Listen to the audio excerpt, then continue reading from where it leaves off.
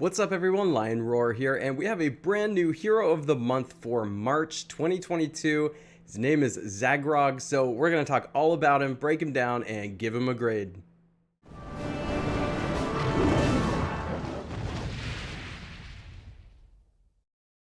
But first, join me over in Gemstone Legends.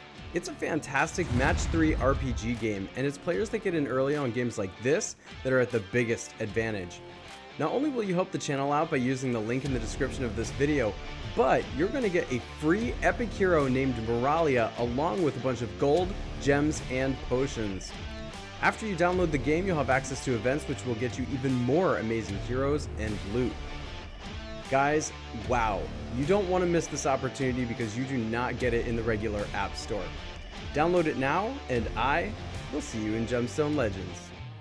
Alright, so Zagrog is a 5-star legendary fire hero of the Rogue class, and because Rogue is one of the best, there's always some bonus points I give to heroes that are rogues. So you see that, and if they're a good hero with a good special, they're usually worth putting emblems on. Part of the 2022 family, which of course is not active yet. Now we have two passives here, and this one's really interesting. Resist attack status effects. This hero has an innate resistance against all status effects and stacks that affect attack. This includes buffs. So although you can't give him attack down, he can't get attack up either. So that's something really interesting to note. It is going to probably confuse and frustrate most people who forget about the passive, which is easy to do when you're fighting a battle. And you're going to be like, why doesn't he have my attack buff? Or like, for example, if you go against a Titan and you depend on attack buffs, well, sorry, Zagrog's not going to get it. You know what I mean?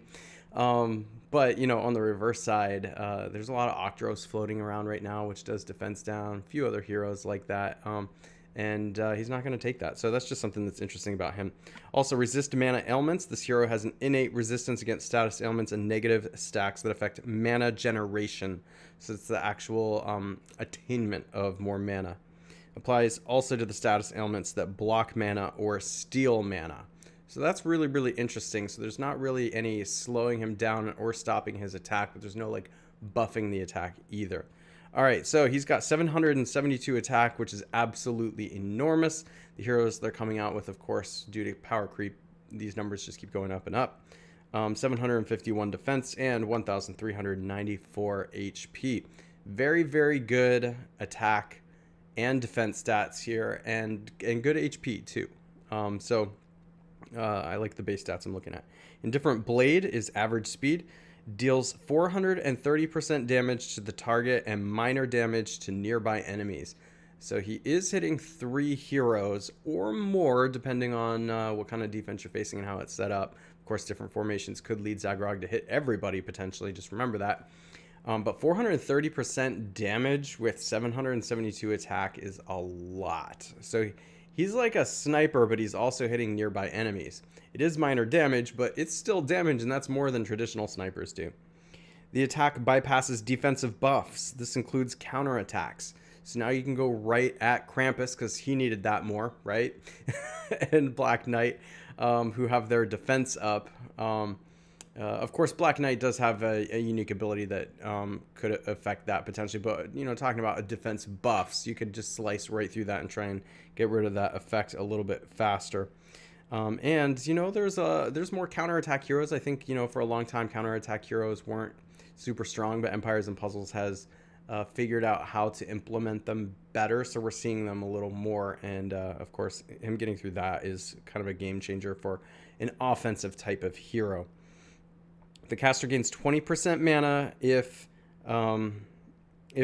defensive buffs were bypassed. So any defensive buffs, which is pretty cool and could make him potentially go faster. Remember, he is average speed. So if you put a level 23 mana troop on him, he will basically go at fast speed already, but then, do the 20%, gain the 20% mana, and now he's just basically running fast.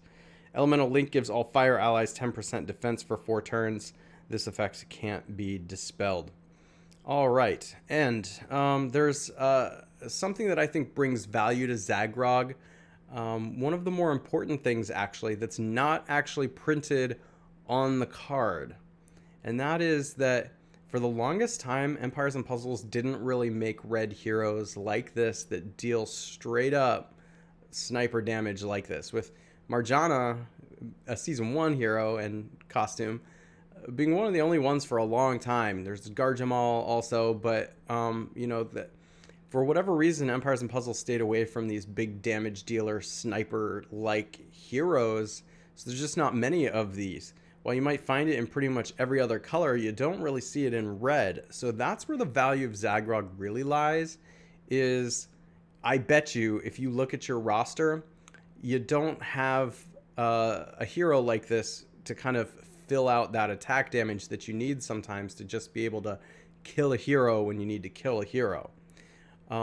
But, you know, there are a lot of strong red heroes, and, you know, there are a couple of snipers out there, like I said, but, you know, depending on your roster, this is definitely going to fill a need. So this is actually probably one of the better Heroes of the Month that I've seen in a while.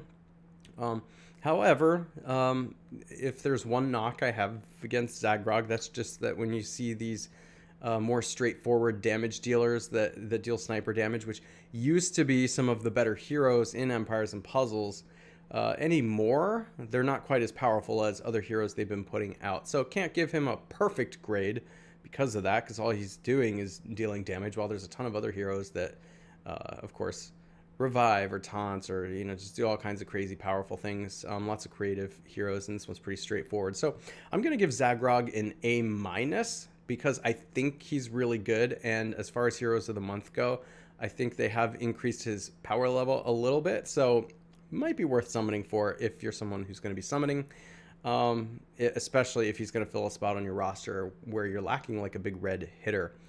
All right, guys. Well, what do you think? Make sure to let me know in the comments. If you haven't already, please consider liking, subscribing, and hitting the bell notification so you know when I drop new videos or go live, and I will catch you in the next one.